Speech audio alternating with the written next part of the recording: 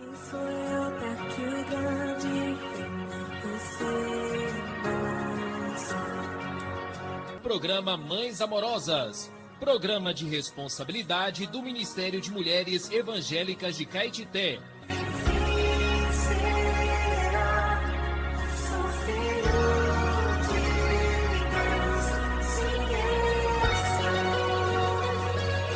Queridas irmãs em Cristo, está iniciando o programa Mães Amorosas, o Ministério de Mulheres da Igreja em Caetité.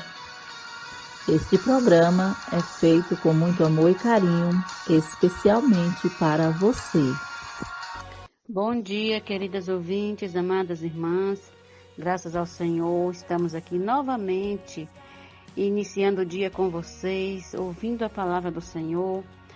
O programa Mães Amorosas inicia com provérbios, palavras de sabedoria.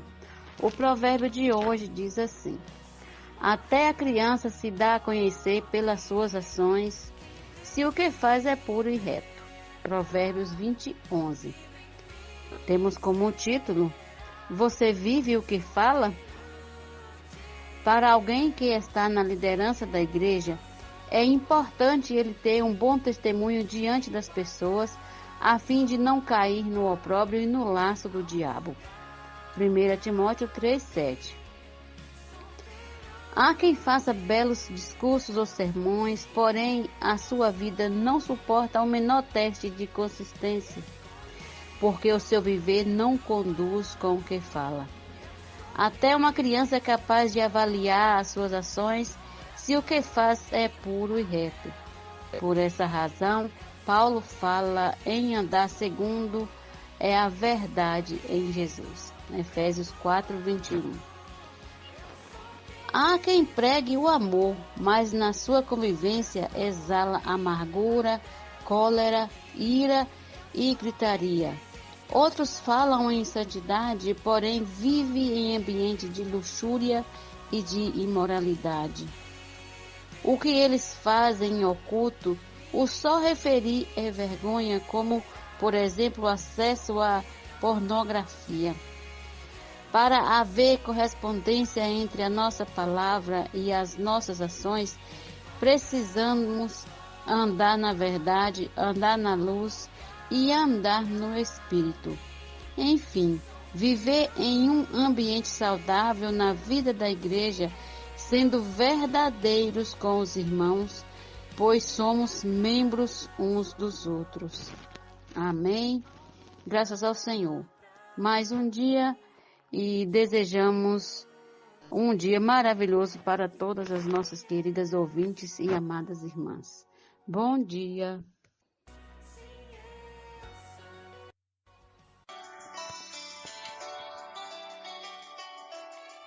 Alimento diário.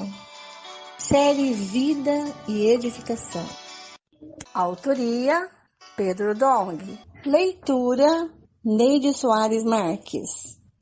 Levantar antes de qualquer outra coisa. Faça uma respiração da vida.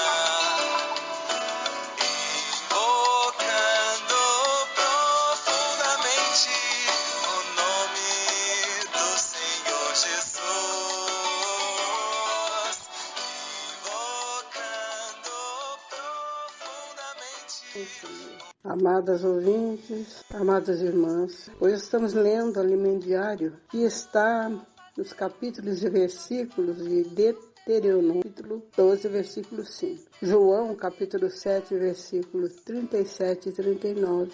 E capítulo 14, versículo 1 e 2. Capítulo 16, versículo 17 ao 20. Capítulo 19, versículo 22. Vamos ler com oração, irmãos. Eu rogarei ao Pai, e Ele vos dará outro Consolador, a fim de que esteja para sempre convosco. Isso está em João, capítulo 14, versículo 16. Vamos ler agora a mensagem que se intitula Habitar em Deus. Os discípulos estavam tristes e confusos com a iminente partida do Senhor, não sabendo o que seria deles daí em diante.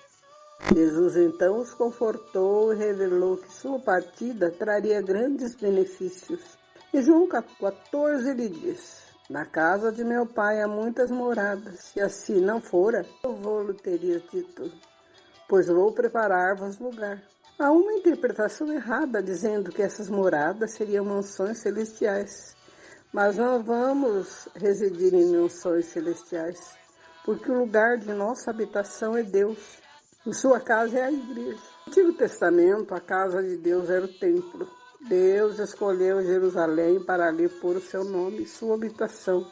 Às vezes que escolhi Jerusalém para que ali seja estabelecido meu nome, e escolhi a Davi para chefe do meu povo Israel. Também Davi, meu pai, propusera em seu coração o edificar uma casa no nome dele, o Deus de Israel.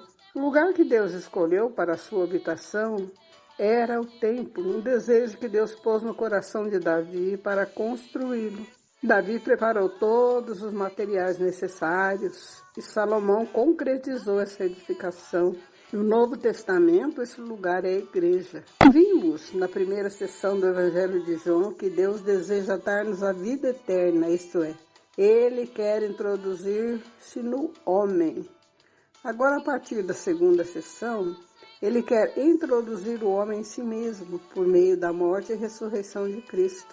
Após sua morte, Cristo voltaria como Espírito e todos os que nele crescem receberiam o Espírito Santo. A única maneira de Jesus entrar em seus discípulos era tornando-se o Espírito. Após a ressurreição, Jesus apareceu no recinto onde os discípulos estavam trancados. Disse: paz seja convosco. E soprou sobre eles o Espírito Santo. Neste momento, os discípulos receberam para dentro de si Jesus como o Espírito. Os discípulos reconheceram-no como o Consolador, porque o Espírito da verdade é o próprio Jesus. O Espírito ficou pronto. Quando Jesus ressuscitou e completou sua obra, podemos entender bem esse processo pela composição do óleo da unção registrado em Êxodo 30.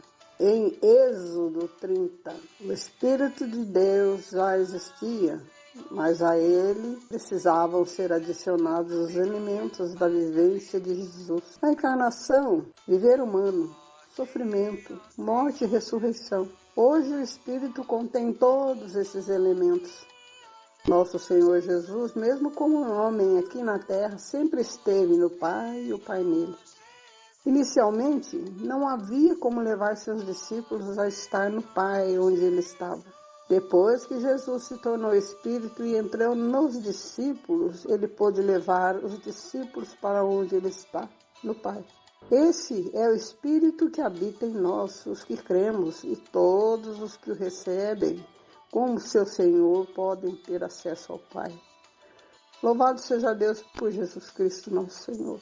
Louvado seja por esse Espírito que hoje habita também em nós. O Senhor, pelo teu amor, nos conquistou e nos está levando a lugares celestiais. Nós só temos a agradecer por tão grande amor que esse Senhor teve para conosco, pobres pecadores. Nós agradecemos, Senhor, e que todos tenham esse amor que o Senhor teve, tenham por cada um de nós, cada um das pessoas. Louvado seja o Senhor por isso. Amém.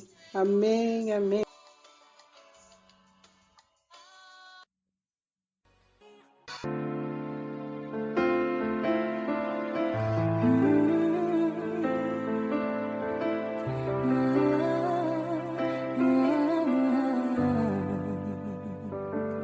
Tuas são palavras, chove sobre mim.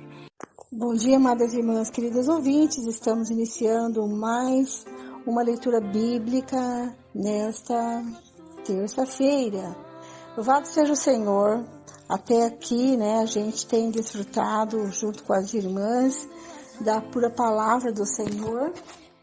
E dia a dia, irmãs, nós temos visto o Senhor trabalhar nas nossas vidas,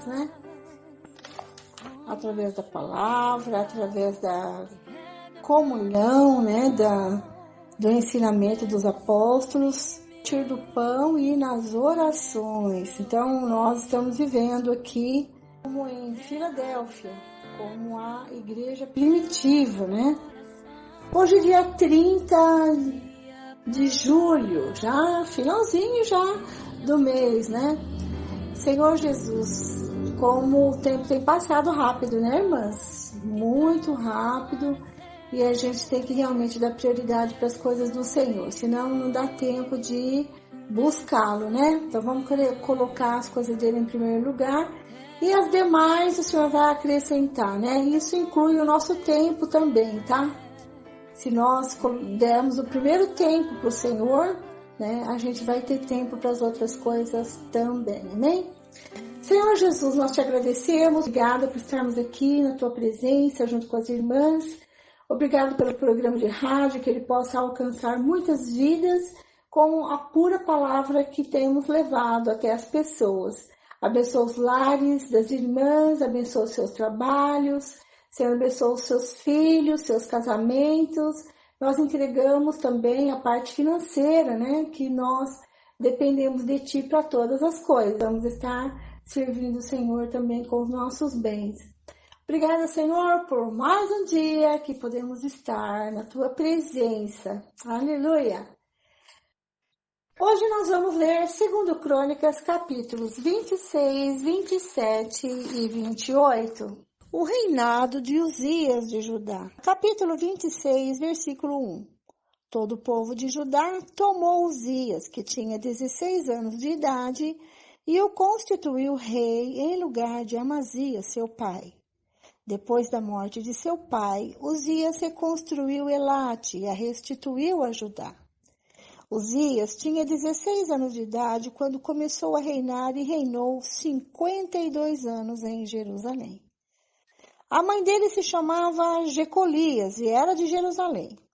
Ele fez o que era reto aos olhos do Senhor, segundo tudo o que Amazias seu pai havia feito. Propôs-se buscar a Deus nos dias de Zacarias, que era sábio nas visões de Deus. Enquanto Uzias buscou o Senhor, Deus o fez prosperar. Ele foi e guerreou contra os filisteus. Destruiu as muralhas de Gate, de Jabne e de Asdod. Construiu cidades no território de Asdod e entre os filisteus. Deus o ajudou contra os filisteus, contra os árabes que moravam em Gurbaal e contra os meunitas. Os amonitas pagavam tributo a Uzias, que chegou a ser tão poderoso que a sua fama se espalhou até a entrada do Egito. Versículo 9. Uzias construiu torres em Jerusalém, junto ao portão da esquina, junto ao portão do vale e junto ao portão do ângulo, e as fortificou. Também construiu torres no deserto e cavou muitas cisternas, porque tinha muito gado, tanto na Cefelá como nas campinas. Tinha lavradores e vinhateiros nos montes e nos campos férteis, porque era amigo da agricultura. 11. Uzias tinha um exército de homens preparados para a guerra, que saíam para a batalha em tropas, segundo a lista feita pelo escrivão Jeiel e pelo oficial Maacéias, sob a direção de Ananias, um dos oficiais do rei. O número total dos chefes das famílias, homens valentes, era de 2.600. Debaixo das suas ordens havia um exército guerreiro de 307.500 homens, que faziam a guerra com grande poder para ajudar o rei contra os seus inimigos. Uzias preparou para todo o exército escudos, lanças, capacetes, couraças e arcos, e até fundas para tirar pedras. Em Jerusalém, ele fabricou máquinas inventadas por homens peritos que foram colocados nas torres e nos cantos das muralhas para atirarem flechas e grandes pedras. A fama de Uzias se espalhou até muito longe, porque ele foi maravilhosamente ajudado até se tornar muito poderoso. Uzias é atacado de lepra, versículo 16. Mas, depois que Uzias se tornou poderoso, o coração dele se exaltou para sua própria ruína. Ele cometeu uma transgressão contra o Senhor seu Deus, pois entrou no templo do Senhor para queimar incenso no altar do incenso. Porém, o sacerdote Azarias entrou atrás dele, acompanhado de 80 sacerdotes do Senhor, homens de maior firmeza. Eles enfrentaram o rei Uzias e lhe disseram: não compete a você, Uzias, queimar incenso diante do Senhor, mas aos sacerdotes, filhos de Arão, que são consagrados para esse serviço. Saia do santuário, porque você cometeu uma transgressão, e isso não lhe trará a honra da parte do Deus, da parte do Senhor Deus. Então Uzias se indignou. Ele tinha um incensário na mão para queimar incenso. No momento em que ele se indignou contra os sacerdotes, a lepra lhe saiu na testa, ali mesmo, na presença dos sacerdotes, na casa do Senhor, junto ao altar do incenso. Quando o sumo sacerdote Azarias e todos os sacerdotes se voltaram para ele, eis que ele estava leproso na testa. Então, apressadamente o tiraram dali e até mesmo se apressou, e até ele mesmo se apressou em sair, visto que o Senhor o havia ferido. Assim, o rei Uzias ficou leproso até o dia da sua morte. E por ser leproso, morou numa casa separada, porque foi excluído da casa do Senhor. E Jotão, seu filho, tinha a seu encargo o palácio real, governando o povo da terra. Quanto aos demais atos de Uzias, tanto os primeiros como os últimos, o profeta Isaías, filho de Amós, os escreveu. Uzias morreu e foi sepultado no túmulo de seus pais, num cemitério que pertencia aos reis, porque disseram: ele era leproso, e Jotão, seu filho, reinou em seu lugar. Então, nós vimos aqui, um bom rei, que serviu ao Senhor aí por 52 anos, mas desobedeceu, ultrapassou o seu limite, ou seja, ele como rei, a ele não competia queimar incenso para o Senhor. Esse era o serviço dos sacerdotes, dos levitas, Mas ele, desrespeitando, esse mandamento do Senhor, quis ele mesmo oferecer incenso a Deus. Mas ele foi repreendido pelo sumo sacerdote e mesmo assim ele se indignou contra o sacerdote, Ele se achava digno de fazer tal oferta. Mas uma prova de que o Senhor não aceitou, a sua oferta de incenso, é que ele ficou leproso. É melhor obedecer do que sacrificar. Isso é um exemplo, para a gente. Quem fez isso também foi oferecer os sacrifícios, Em lugar do sacerdote Samuel foi Esaú, Ele desobedeceu o Senhor também, E o seu fim também e por isso também ele desagradou a Deus. O reinado de Jotão de Judá, capítulo 27. Jotão tinha 25 anos de idade quando começou a reinar e reinou 16 anos em Jerusalém. A mãe dele se chamava Jerusa e era filha de Zadoc. Fez o que era reto aos olhos do Senhor, segundo tudo que Uzias seu pai havia feito, exceto que não entrou no templo do Senhor. E o povo continuava na prática do mal. Ele edificou o portão de cima da casa do Senhor e também edificou muitas obras sobre a muralha de Ofel. Também construiu cidades na região montanhosa de Judá e castelos e torres nos bosques. Ele também guerreou contra o rei dos filhos de Amon e o derrotou, de modo que os filhos de Amon naquele ano lhe deram 3.400 quilos de prata, 1.000 toneladas de trigo e 1.000 toneladas de cevada. E eles lhe trouxeram isto também no segundo e no terceiro ano. Assim, Jotão se tornou cada vez mais poderoso, porque dirigia os seus caminhos segundo a vontade do Senhor, seu Deus. Quanto aos demais atos de Jotão, todas as suas guerras e empreendimentos, eis que está tudo escrito no livro da história dos reis de Israel e de Judá. Tinha 25 anos de idade quando começou a reinar e reinou 16 anos em Jerusalém. Jotão morreu e foi sepultado na cidade de Davi, e Acás, seu filho, reinou em seu lugar. Capítulo 28, o reinado de Acás de Judá. Versículo 1. Acás tinha 20 anos de idade quando começou a reinar e reinou 16 anos em Jerusalém. Não fez o que era reto aos olhos do Senhor, ao contrário de Davi, seu pai. Andou nos caminhos dos reis de Israel e até fez imagens fundidas aos Baalins. Também queimou incenso no vale de Ben-Hinom e queimou seus próprios filhos, segundo as abominações dos gentios, que o Senhor havia expulsado de diante dos filhos de Israel. Também sacrificou e queimou incenso nos lugares altos, nas colinas e debaixo de toda a árvore frondosa. Por isso o Senhor, seu Deus, o entregou nas mãos do rei dos sírios, os quais o derrotaram e fizeram uma grande multidão de prisioneiros que foram levados para Damasco. Acás também foi entregue nas mãos do rei de Israel, que lhe impôs grande derrota. Num só dia, Peca, filho de Remalias, matou em Judá 120.000, todos homens poderosos, por terem abandonado o Senhor, Deus de seus pais. Zicre, homem valente de Efraim, matou Maaséias, filho do rei. Azricão, alto do oficial do palácio, e Eucana, o segundo, depois do rei.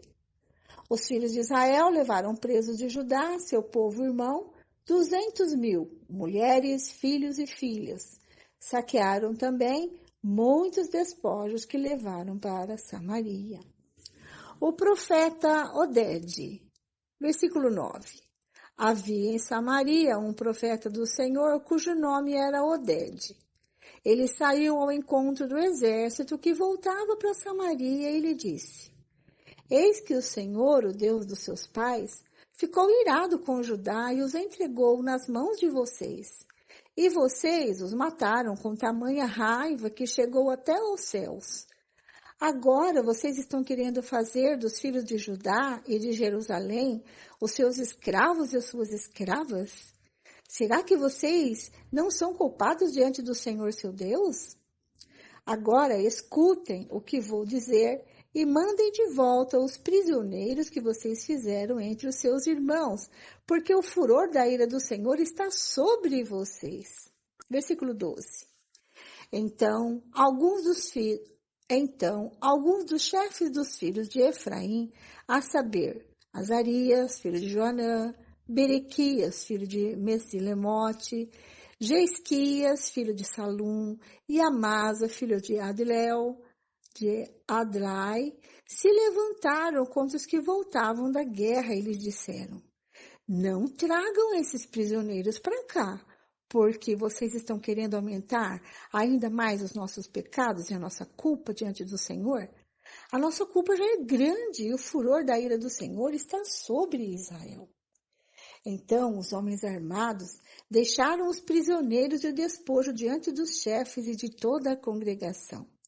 Os homens que foram citados nominalmente se levantaram, cuidaram dos prisioneiros e com as roupas que estavam no meio dos despojos, vestiram todos os que estavam nus. Deram-lhes roupas, sandálias, comida, bebida e os ungiram. Fizeram montar em jumentos todos os que estavam fracos e os levaram até Jericó, a cidade das palmeiras, a seus irmãos. Então, voltaram para Samaria. Então, você pode estar perguntando por que eles não podiam fazer prisioneiros de Judá, né? Porque havia uma lei, né, que o Senhor determina que não era para fazer escravos entre o seu povo, né? E Judá e Israel, na verdade, eram um único povo. Eles haviam se divididos porque o Senhor permitiu que as tribos fossem divididas, né? Mas eles ainda eram um só povo. Quando os guerreiros de Israel chegaram de Judá com um número tão grande de prisioneiros, imediatamente aqueles que conheciam a palavra do Senhor temeram, disseram: não podemos fazer deles prisioneiros, não podemos fazer deles escravos. Então, eles os despediram, né? Colocaram roupas, né? Os alimentaram e os mandaram de volta. Acás pede socorro aos assírios, versículo 16. Naquele tempo, o rei Acás mandou pedir aos reis da Assíria que o ajudassem, porque de novo os edomitas tinham vindo e derrotado Judá, levando alguns prisioneiros. Também os filisteus atacaram as cidades da Cefelá e do sul de Judá. Tomaram Bet-Semes, Aijalon, Gederote, Socó e suas aldeias, Tímina e suas aldeias, e Ginzo e suas aldeias, e ficaram morando ali. Porque o Senhor humilhou Judá por causa do rei Acás, porque este havia permitido que Judá caísse em imoralidade e foi completamente infiel ao Senhor. O rei Tiglat-Pileser, da Assíria, atendeu o pedido de Acás, porém, em vez de ajudá-lo, deixou-o num aperto ainda maior, porque Acás pegou objetos da casa do Senhor do palácio real e das casas dos príncipes e os deu ao rei da Assíria. Porém, isso não lhe serviu de nada. A idolatria de Acás, versículo 22. No tempo da sua angústia, foi ainda mais infiel ao Senhor. Ele mesmo, o rei Acás, ofereceu sacrifícios aos deuses de Damasco, que o derrotaram, pois pensava: visto que os deuses dos reis da Síria os ajudam, eu lhes oferecerei sacrifícios para que ajudem a mim também. Porém, eles foram a sua ruína e a de todo o Israel. Acás juntou os utensílios da casa de Deus, os quebrou em pedaços e fechou os portões da casa do Senhor e fez para si altares em todos os cantos de Jerusalém. Em cada cidade de Judá, construiu lugares altos para queimar incenso a outros deuses, e assim provocou a ira do Senhor, Deus de seus pais. Ó Senhor Jesus, ele se revolta, né? Ao invés dele se voltar ao Senhor, ele se revolta contra o Senhor e acredita que ele foi vencido pelos reis da Síria, porque os deuses haviam ajudado aquele povo a destruir Judá. Infelizmente, ele está muito equivocado. Na verdade, o Senhor permitiu que isso acontecesse, né? Para mostrar a sua insatisfação contra a idolatria de Acás, né? Mas ele, revoltado, né, contra o próprio Deus, quebra em pedaços os portões da casa do Senhor, faz altares em toda a cidade ali, altares de ídolos, né, para queimar incenso a outros deuses. A morte de Acás, versículo 26. Quanto aos demais atos de Acás e a todos os seus caminhos, tanto os primeiros como os últimos, está tudo escrito no livro da história dos reis de Judá e de Israel. Acás morreu e foi sepultado na cidade de Jerusalém, mas não nos túmulos dos reis de Israel. E Ezequias, seu filho, reinou em seu lugar. Então aqui a gente vê a tamanha insatisfação do Senhor, né? Não permitindo até mesmo que ele ocupasse os túmulos dos reis, né?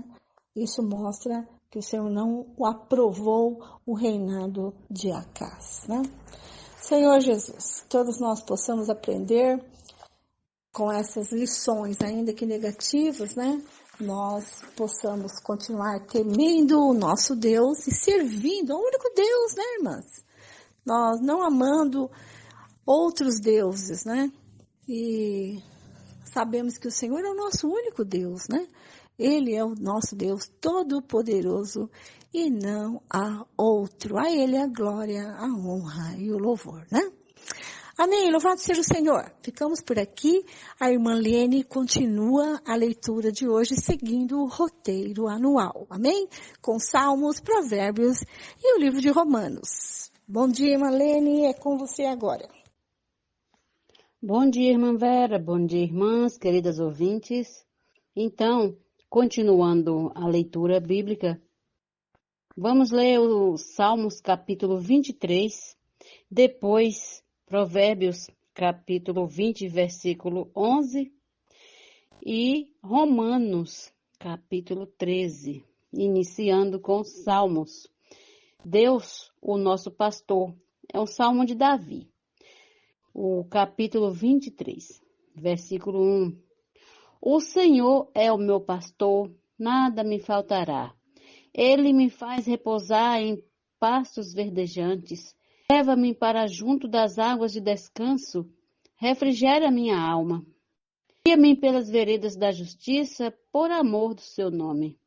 Ainda que eu ande pelo vale da sombra da morte, não temerei mal nenhum, porque tu estás comigo, o teu bordão e o teu cajado me consolam. Preparas-me uma mesa na presença dos meus adversários, unges a minha cabeça com óleo, o meu cálice transborda. Bondade e misericórdia certamente me seguirão todos os dias da minha vida, e habitarei na casa do Senhor para todo sempre. E agora, Provérbios 20, só um versículo, o versículo 11. Até a criança se dá a conhecer pelas suas ações, se o que faz é puro e reto. Vamos ler o capítulo 13 da carta de Paulo aos Romanos. A obediência às autoridades. Que todos estejam sujeitos às autoridades superiores, porque não há autoridade que não proceda de Deus, e as autoridades que existem foram por ele instituídas. Assim, aquele que se opõe à autoridade resiste à ordenação de Deus, e os que resistem trarão sobre si mesmo condenação. Porque os magistrados não são para temor quando se faz o bem, e sim quando se faz o mal. Você quer viver sem medo da autoridade? Faça o bem e você terá louvor dela, pois a autoridade é ministro de Deus para o seu bem. Mas se você fizer o mal, então tenha medo, porque não é sem motivo que a autoridade traz a espada, pois é ministro de Deus, vingador, para castigar quem pratica o mal. Portanto, é necessário que vocês se sujeitem à autoridade, não somente por causa do temor da punição, mas também por dever de consciência. É por isso também que vocês pagam impostos, porque as autoridades são ministros de Deus, atendendo constantemente a este serviço. Paguem a todos o que lhes é devido, a quem tributo, tributo, a quem imposto, imposto, a quem respeito, respeito, a quem honra, honra. Não fique devendo nada a ninguém, exceto o amor de uns para com os outros, pois quem ama ao próximo cumpre a lei, pois estes mandamentos: não cometa adultério, não mate, não furte, não cobice, e qualquer outro mandamento que houver, todos se resumem nesta palavra: ame o seu próximo como você ama a si mesmo. O amor não pratica o mal contra o próximo, portanto, o cumprimento da lei é o amor. E digo isto a vocês que conhecem o tempo. Já é hora de despertarem do sono, porque a nossa salvação está agora mais perto do que quando no princípio cremos. Vai alta a noite e o dia vem chegando. Deixemos, pois, as obras das trevas e revistamo-nos das armas da luz. Vivamos dignamente como em pleno dia, não em orgias e bebedeiras, não em imoralidade e libertinagem, não em discórdias e ciúmes, mas revistam-se do Senhor Jesus Cristo e não façam nada que venha a satisfazer os desejos da carne. Amém? Até amanhã, se o Senhor permitir. Neste mesmo horário estaremos de volta com mais uma leitura bíblica e vamos ler o capítulo 14 de Romanos. Bom dia, queridas ouvintes e amadas irmãs.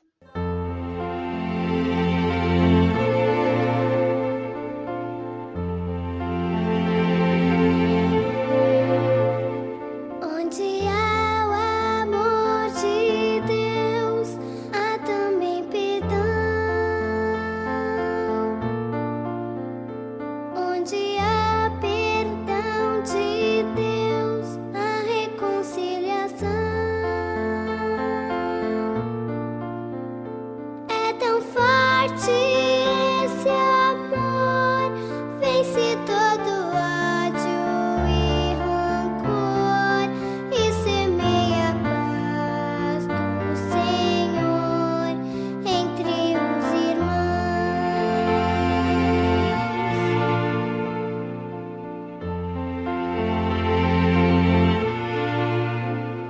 Onde há o amor de Deus, há também perdão. Onde há o perdão de Deus, há reconciliação. É tão forte esse amor, vence todo ódio e rancor e semeia a paz do Senhor entre os irmãos. É tão forte esse amor, vence todo ódio e rancor e semeia a paz do Senhor entre os irmãos. Entre os irmãos.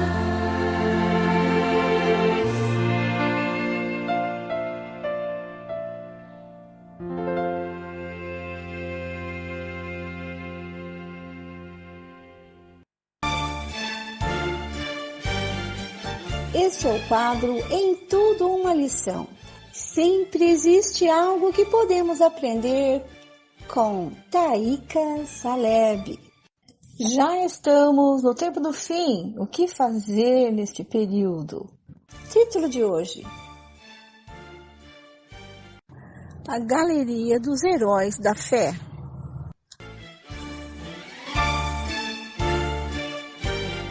Recebam com carinho Taíka Saleb.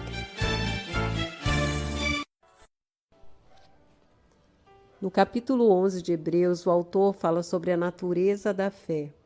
A fé tem o poder de fazer com que as coisas que não vemos e que esperamos sejam tão concretas quanto uma barra de ferro.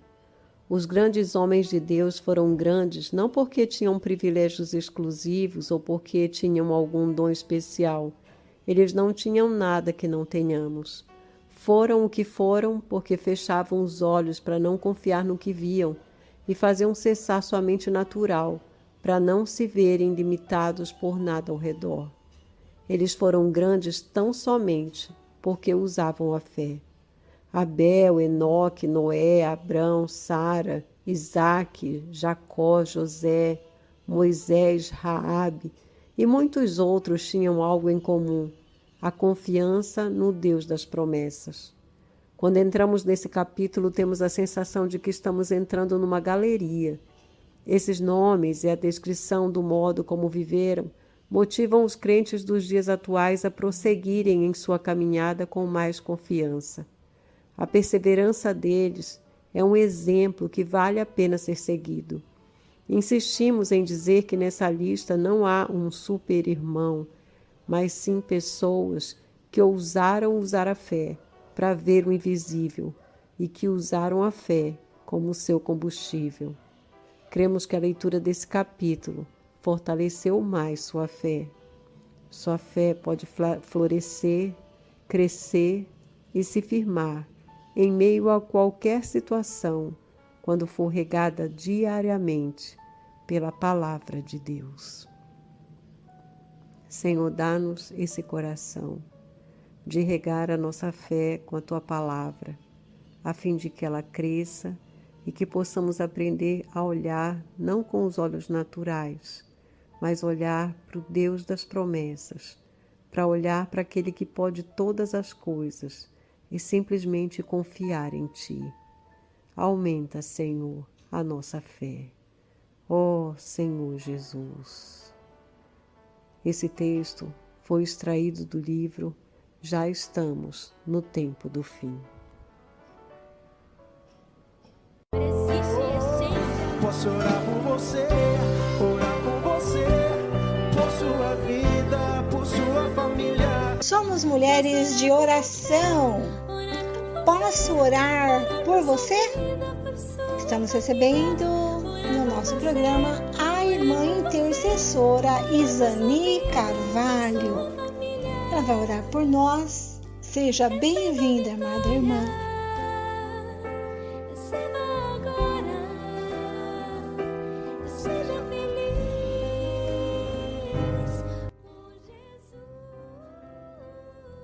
Bom dia, minhas amadas e queridas ouvintes. Que o Senhor Jesus abençoe cada uma de vocês. Estamos aqui nesta manhã diante do Senhor para agradecer, para invocar o Teu nome, para clamar ao Senhor por misericórdia e agradecer pela nossa vida e pela nossa saúde. Precisamos estar na presença do Senhor a cada momento, entregar a nossa vida e a nossa família nas mãos do Senhor, porque Ele é que vai nos direcionar o caminho e o que vamos fazer. Oh, Senhor Jesus, nesta manhã, Senhor, estamos aqui na Tua presença para Te agradecer, Senhor, pela nossa vida e pela nossa família. Oh, Senhor Jesus, muito obrigada, Senhor, porque até aqui o Senhor tem cuidado de nós, o Senhor tem nos suprido, o Senhor tem nos alimentado com uma palavra que nos sustenta, que nos alimenta. Oh, Senhor Jesus, renova, Senhor, a nossa mente, renova o nosso espírito. Oh, Senhor Jesus, nos dê desejo, Senhor, de estar na Tua presença. Aumenta a nossa fé a cada dia mais. Oh, Senhor Jesus, seja, Senhor, com cada ouvinte. Vá de encontro a cada uma nesta manhã. Oh, Senhor Jesus, elas estão, Senhor, na Tua presença. Oh, Senhor Jesus, aquelas pessoas, meu Pai, que estão em um leito de um hospital. Vá de encontro, Senhor, coloca Tuas mãos sobre cada enfermidade. As pessoas que estão na sua casa, precisando, Senhor, de uma cura, de uma libertação. Oh, Senhor Jesus, liberta, Senhor, Teu povo. Liberta os Teus filhos, Senhor, de todas as coisas negativas, aquelas coisas que não provêm de Ti. Oh, Senhor Jesus, vai de encontro, Senhor, a cada uma nesta manhã. Senhor Jesus, precisamos da Tua presença, precisamos de Ti, Senhor, porque o Senhor é tudo em todas, o Senhor é que conduz todas as coisas. Precisamos entregar nossa vida nas Tuas mãos, porque só o Senhor sabe o que é melhor para nós. Precisamos fazer a Tua vontade. Oh, Senhor Jesus, precisamos ir diante de Ti. Em tudo que vamos fazer, colocar o Senhor na direção, porque o Senhor vai nos conduzir ao caminho melhor. Oh, Senhor Jesus, muito obrigada, Senhor, porque até aqui o Senhor tem nos cuidado. Oh, Senhor Jesus, tem nos livrado de todas as coisas negativas que vêm à nossa direção. O Senhor sempre coloca as Tuas mãos e cuida da nossa pessoa. Oh, Senhor Jesus, muito obrigada, Senhor. Senhor Jesus, amém. Amadas ouvintes, obrigada a cada uma de vocês. Que esta semana seja abençoada e que vocês desfrutem muito do Senhor. E até amanhã, se assim o Senhor nos permitir. Tenha todas um bom dia.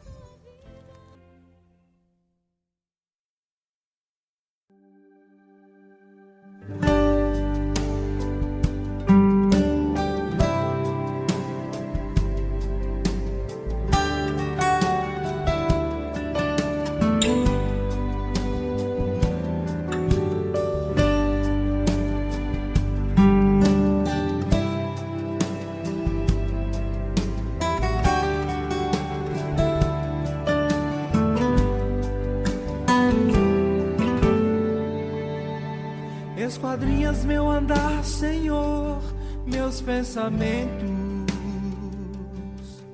e dos meus caminhos tens conhecimento. Adiante, atrás, me cercando estás, elevado sobremodo é maravilhoso para mim demais.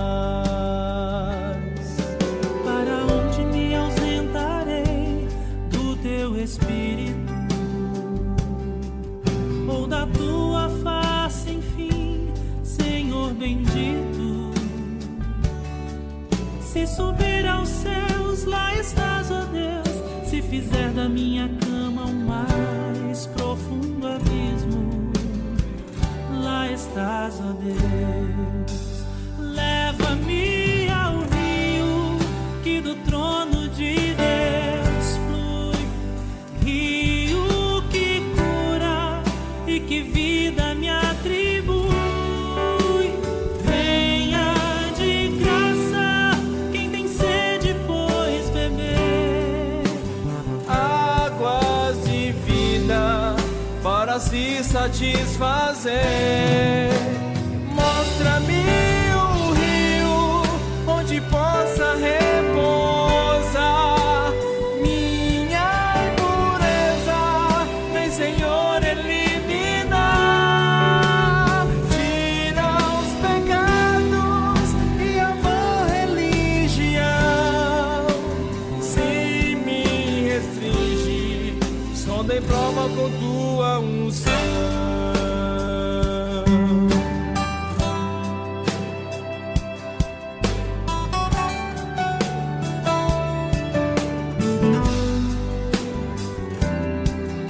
E é certo que me cobrirão trevas tão fortes,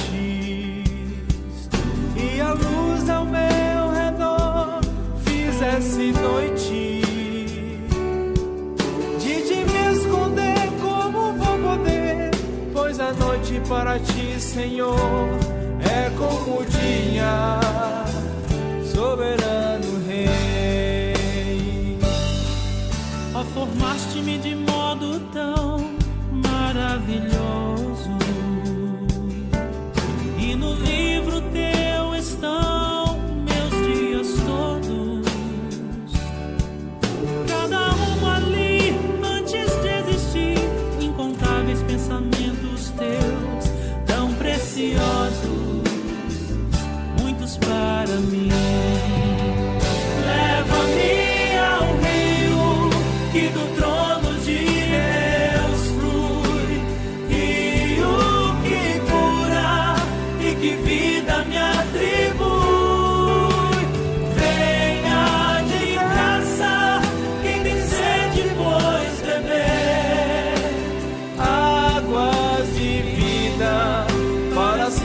satisfazer. Mostra-me o rio onde possa repousar minha impureza, vem Senhor eliminar, tira os pecados e a vã religião, se me restringe, só dê prova com tua unção.